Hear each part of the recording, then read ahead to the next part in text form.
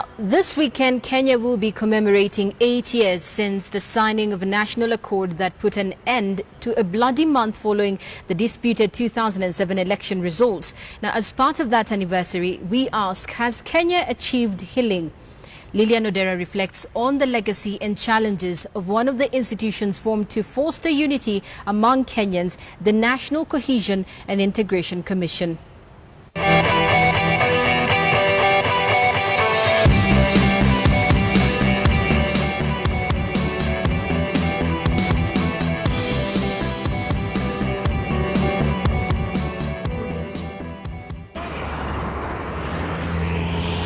Events following the 2007 general elections marked a turning point in Kenya's history.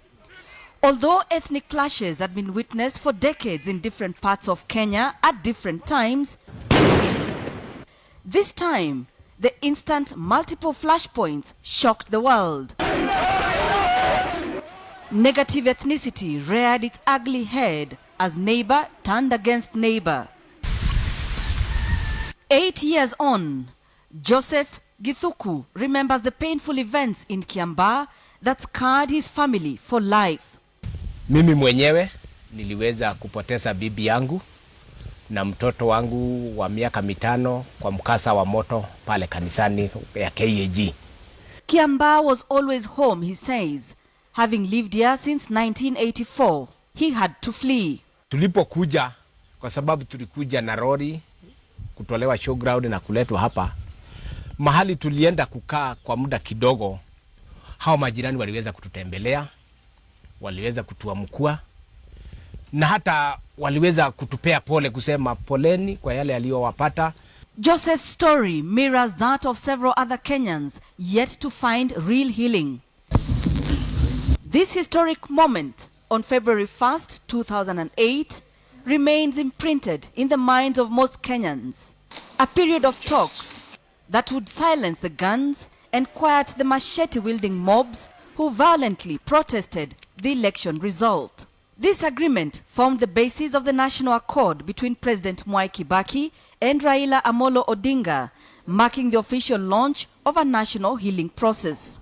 The agreement was signed between the Party of National Unity (PNU) and the Orange Democratic Movement (ODM) delegations, and witnessed by former UN Chief Kofi Annan for the panel of eminent African personalities.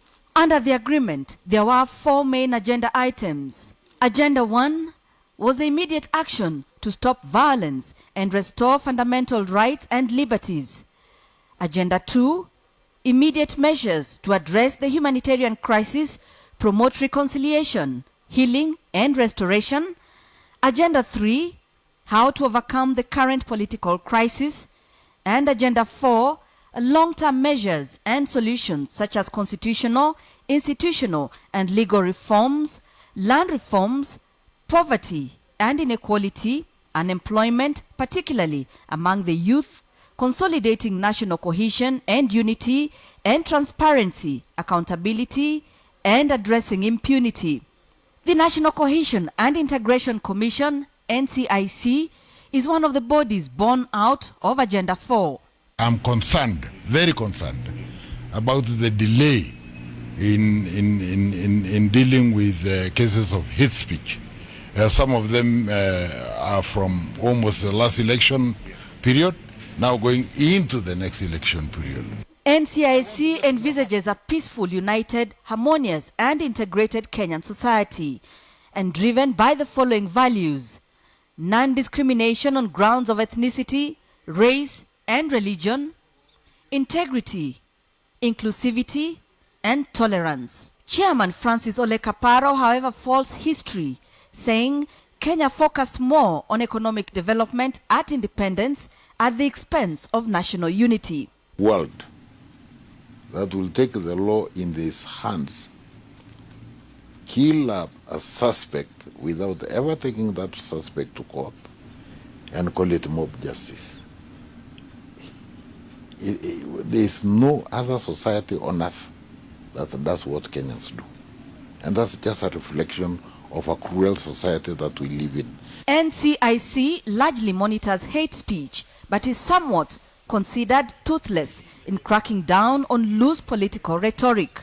The NCIC Act is very clear on distribution of hate material, be it a member of the public or be it a political entity or a politician. And any person that uses WhatsApp, uses Facebook or uses, Twitter to distribute or publish any messages that are inciting, even if they're not the ones that generated them, will be held to account by the NCIC. The commission was born out of the realization that long-lasting peace, sustainable development, and harmonious coexistence among Kenyans required deliberate, normative, institutional, and attitudinal processes of nationhood. So what has been its scorecard?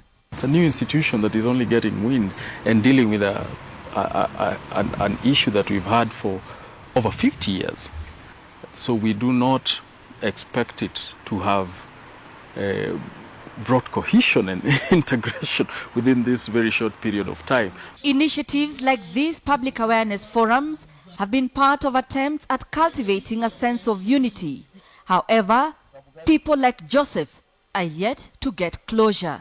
Mtoto akianguka kutoka juu ya miti na ulikuwa umemkanya, ukose kumshukulia hatua siku hiyo.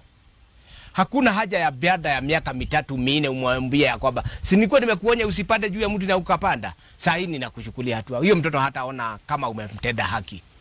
Way past its golden jubilee, Kenya is yet to achieve real national integration. Ethnic prejudice remains a major challenge despite several campaigns over the years. Lilian Odera, KTN News in Nairobi.